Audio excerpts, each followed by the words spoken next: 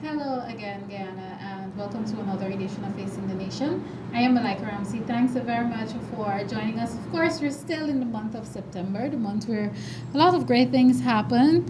I like to remind you it's the month of education, and I will also like to remind you that it's Amerindian Heritage Month. We still haven't had anyone coming to talk to us about what is happening in terms of Amerindian Heritage Month and Indigenous Peoples Affairs and so on. But I know the information is out there, and you'll get the information in terms of education. We will be having the Vice Chancellor of the highest learning institution in our country, of course, Professor Ivla Griffith. He will be here next week, so we will definitely be giving you that information on education, even if it's regarding the continued development, the continued works, and so on regarding the University of Guyana. But that's happening next week.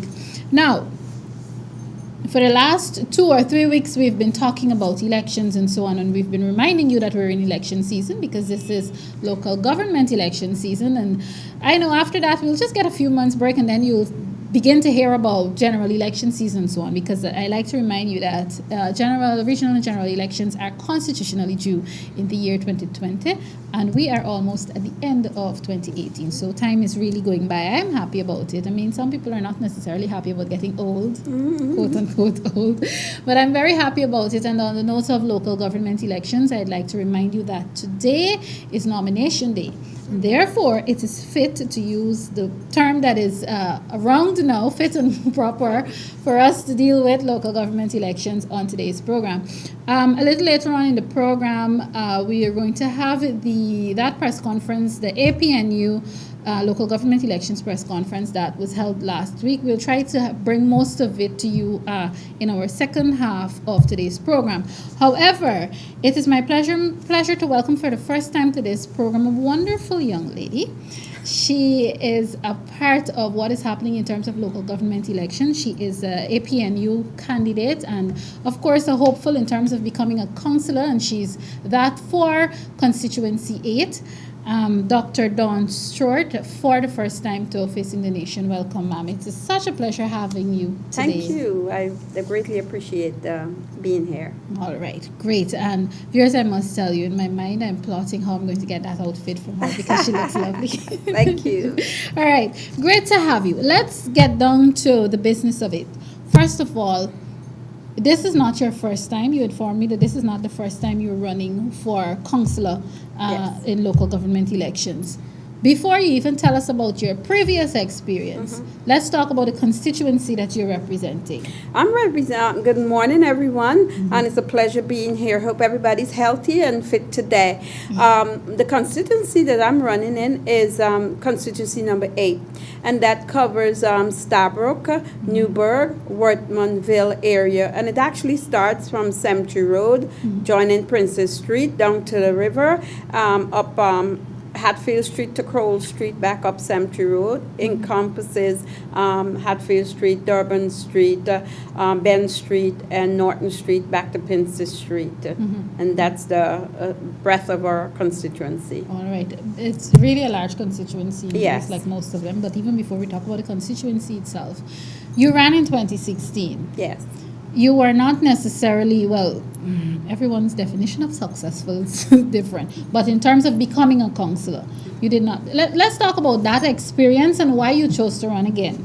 Oh, that was a marvelous experience. It gave me the opportunity to get more information within my community, and also it gave me the opportunity to educate my community. I believe that my role and responsibility in my community is educating and advocating. Okay. My community consists of a variety of families.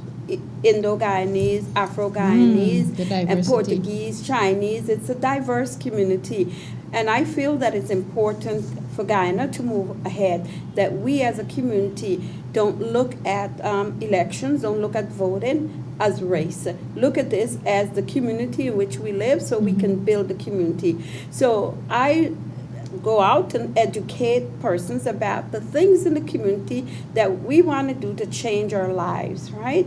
And that's what I found when I went out into the community, ways that I can improve the lives of people through education about the community, about local government, and why they should be involved in local government.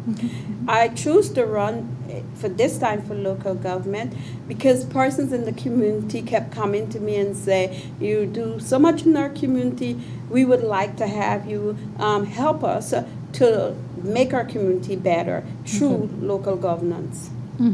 You did not become councillor. You just spoke about assisting in ways that you can in terms of helping to develop the community, especially through education. It would be a little difficult if you're not in office to make your contributions in terms of community development.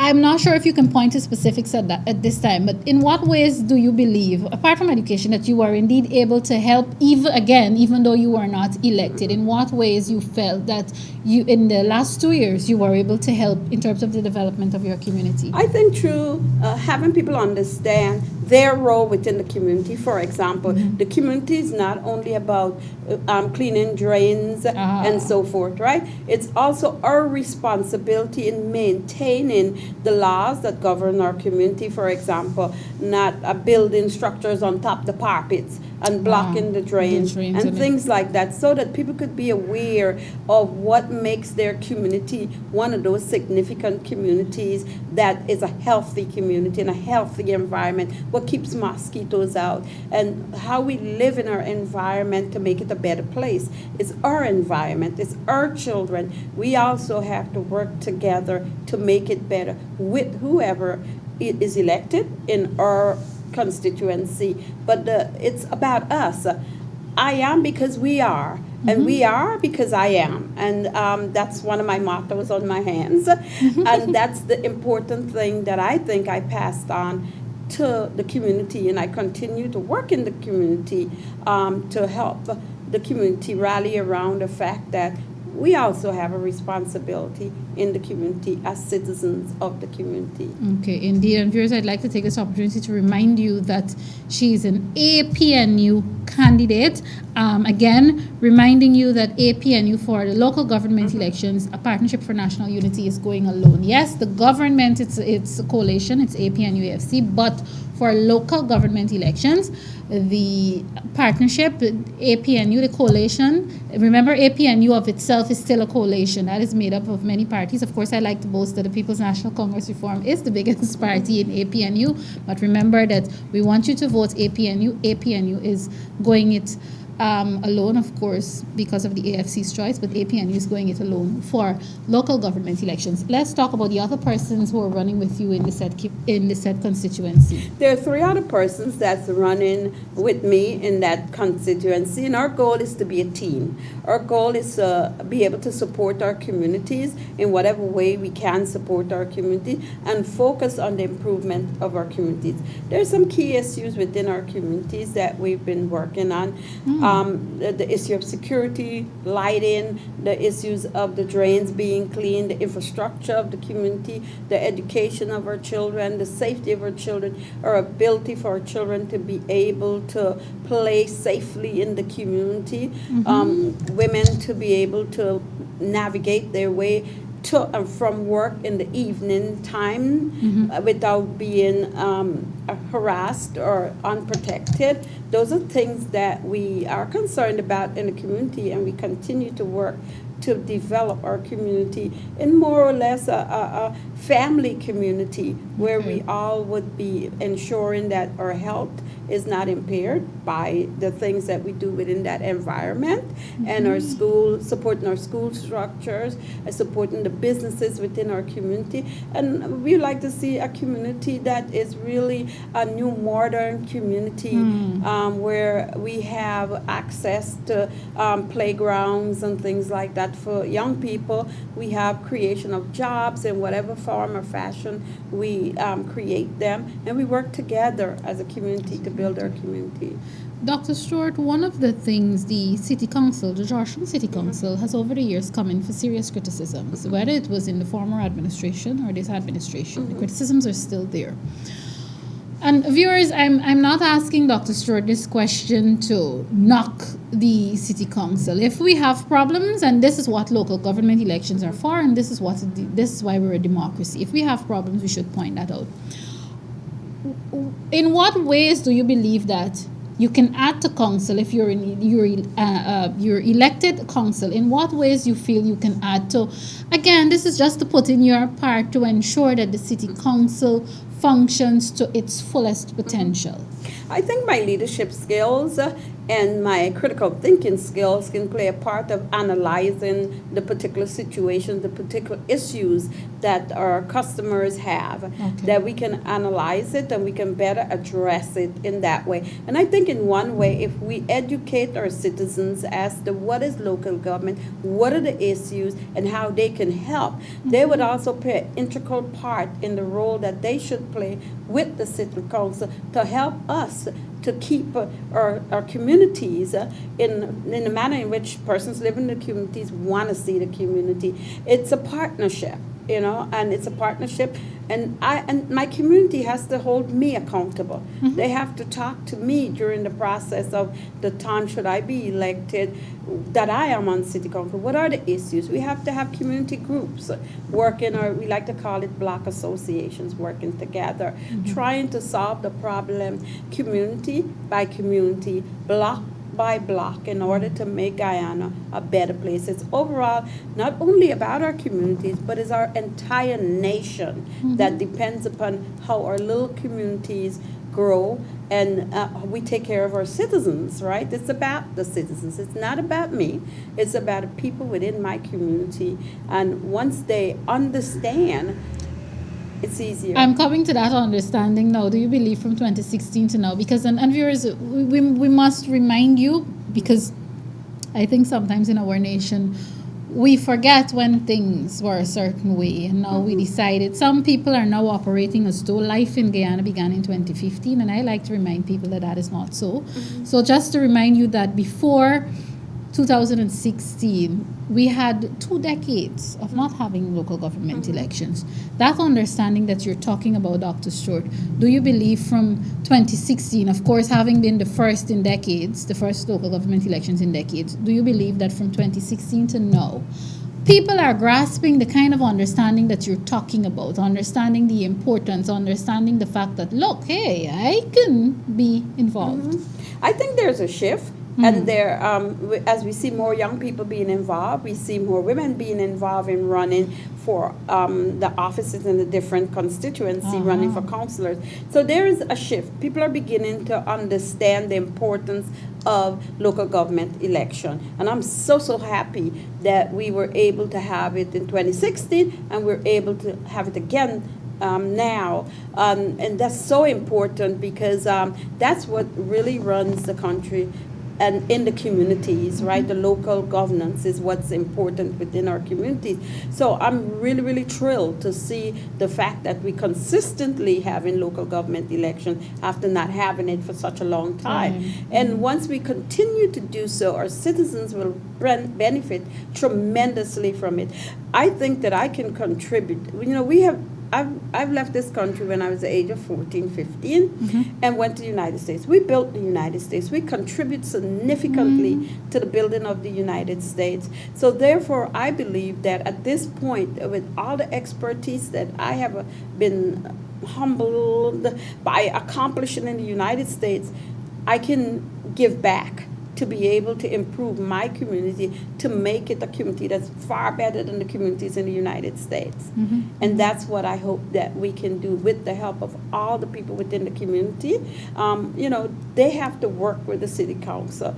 And we can't criticize the work that's done when we didn't make an effort to be involved, to change the work that's being done, or to advocate for change.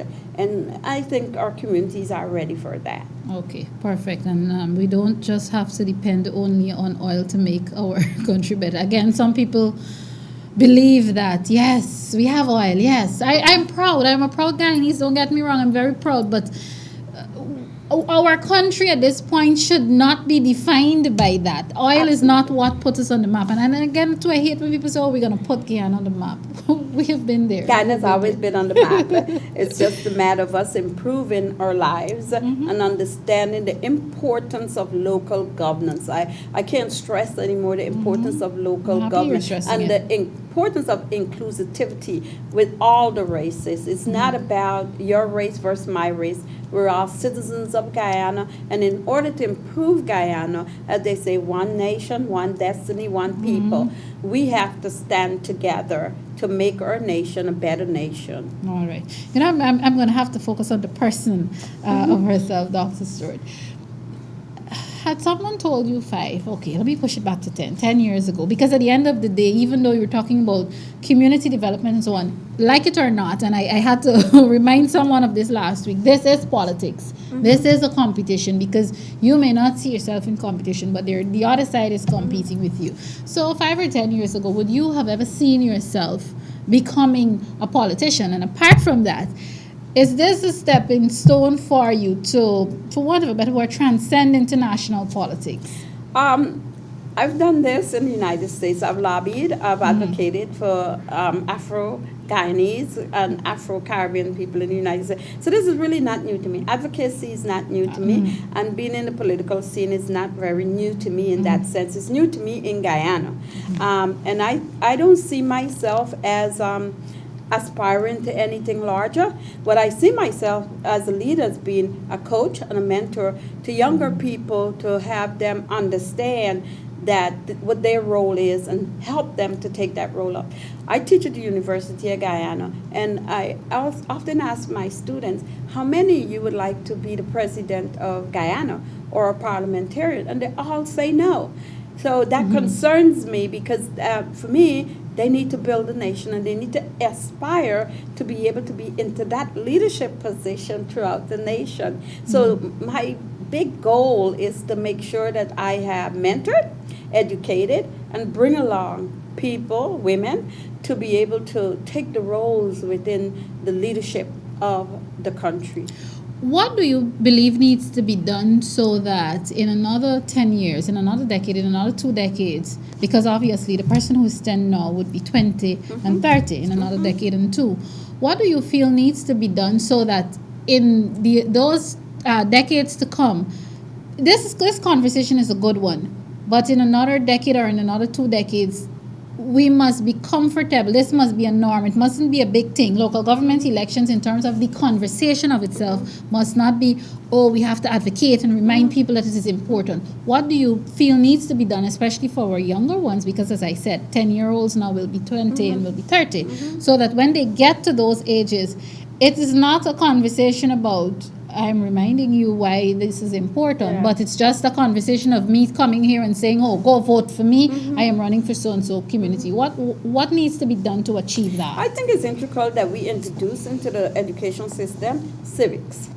So you would begin learning about civic participation, politics, and why is it important, and the role that one should take within that they choose to. So young people, children, would start from very tiny ages, from 10 years old, understanding what it means to govern and what it means to be in leadership position, and how do I see my country moving forward to the next level. How do I want my grandchildren to grow? And do I have a right to be a part of it? And yes, you do have a right to be a part of it. And as a citizen of Guyana, you should be a part of that process. So it all begins in the education system and at home, where we start educating our young ones as to what this whole thing means about, what does governance mean, and how does it affect our lives?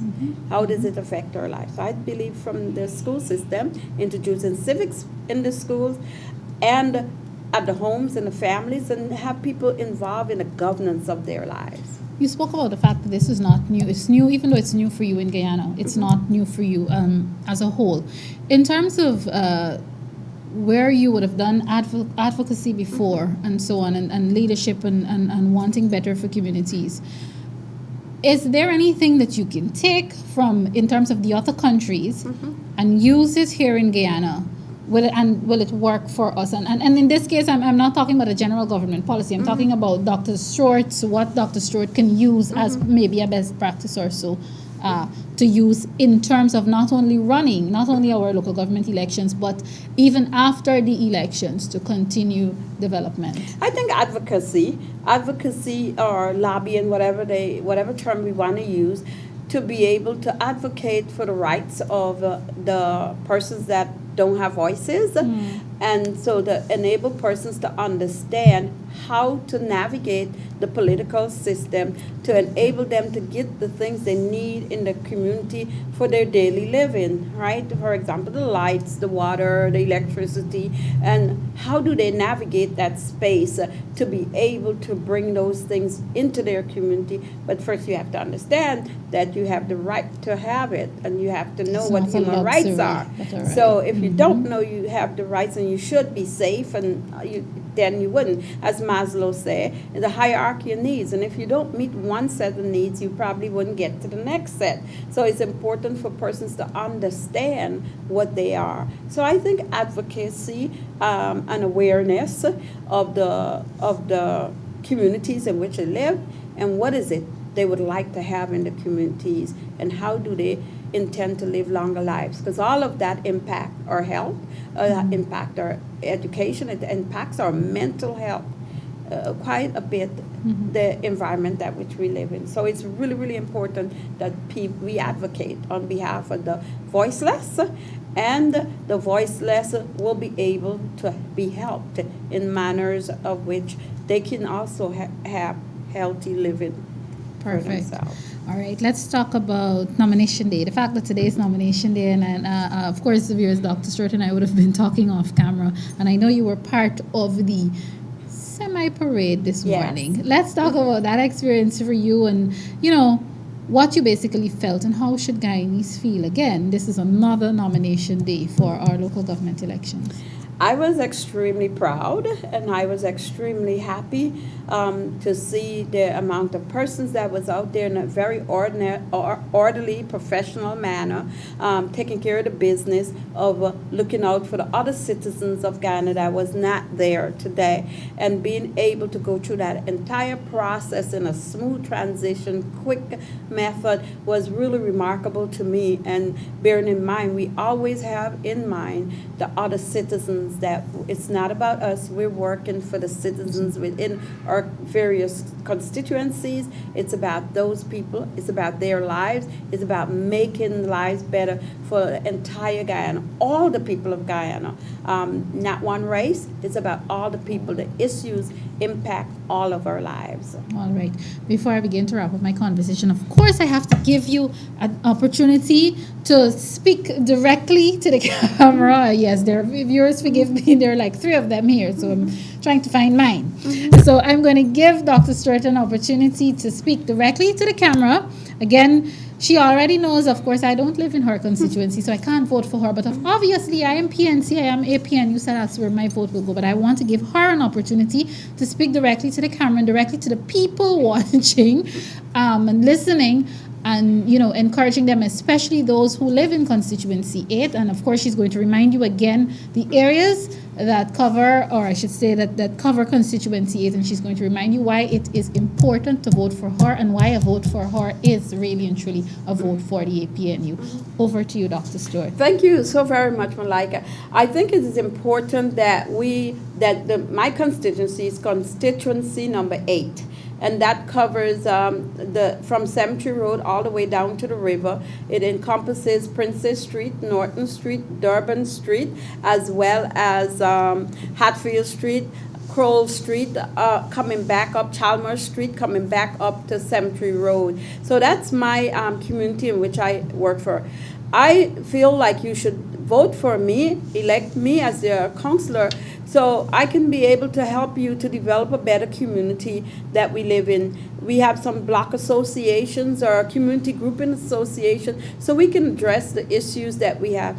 I know we've done some work in the past within our community, but in every part of life, we always have to have more improvement. And we plan to improve the community and make it one of the state-of-the-art communities in the world. My envision is that we will one day look better than Dubai. If anybody has ever read about Dubai or see Dubai, we're having oil. And we don't want to count on that revenue, but we want to count on the attitudes of persons within the community to change the community. And I would like you to work with me to help me to bring about that change in the community, where we address the issues of security, the issues of our drainage, the issues of our infrastructure, and the issues of our lighting. And those are some of the issues that I know that you are really worried and concerned about, and I am too. And with your help, we can surely change around the community of Norton Street, Durban Street, Princess Street, and make it a better city than Dubai. Okay, perfect. Perfect, Dr. Stewart. That really and truly is a great plug. Of course, viewers, if you're now tuning in, you missed a great conversation, but not to worry. It will be on for those of you who follow me on social media, on my Facebook pages, and of course on my YouTube channel subsequently, a little later on in the day. And it will be there reminding you that you must vote, especially those of you living in Constituency 8 come election day, local government election day. It's the 12th, yes, it's the 12th of November. So those of you in Constituency 8, go out and vote for Dr. Dawn Stewart. Just a reminder, Dr. Stewart, the other persons running with you? Mr. Fraser, Mr. Ballers, and the other young lady, I don't want to pronounce her name wrong. Okay. But there's another young lady. Understood. So they know what they'll be looking for on the ballot paper. And of course, viewers leading up, running closer to local government elections, I will get some more information for you. I'll try to see how many candidates we can squeeze in, how many more. But there are so many of them. And again, APNU. Any person, any candidate appearing on this program from now on to November 12th, if you vote for them, it is a vote for a partnership for national unity. I know some people are wondering what's happening because on our logo on the screen, and somebody pointed this out to me. Let me just, it has the key. The key is still there. But to remind you, remember our program Facing the Nation is open to everyone in the interest of nation building and nation and development. However, we're going to temporarily remove that because in terms of local government elections, a partnership for national unity is running alone. And vote for a partnership for national unity. Don't worry, you'll hear a lot more of that from me as we move closer to the 12th of November. Dr. Dawn Stewart, it's been a pleasure chatting with you. And thanks so much for coming on Facing the Nation Thank you today. so much for having me. Thank you. You are very, very welcome. Good. All right, viewers, stay tuned. Of course, this is Facing the Nation. On the other side of the break, we will bring to you, if not the entire thing, because in the essence of time, we will bring to you a part of the APNU's press conference that was held last week. I know some of you would have read about it and seen clips of it, but we'll try to give you some more of it in the second half of today's program. Stay tuned. This is Facing the Nation.